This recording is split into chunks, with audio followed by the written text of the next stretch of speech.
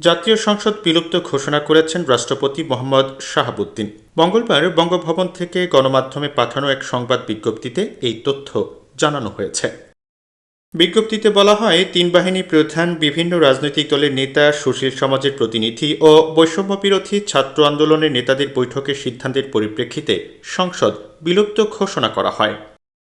এতে আরও বলা হয়, বিএনপি চেয়ারপারসন খালেদা জিয়াকে মুক্তি দেওয়া হয়েছে। এছাড়া গত 1 জুলাই থেকে 5 আগস্ট পর্যন্ত বৈষম্য বিরোধী আন্দোলন ও বিভিন্ন মামলায় আটকদের মুক্তি দেওয়া শুরু হয়েছে এবং এরই মধ্যে অনেকে মুক্তি পেয়েছেন।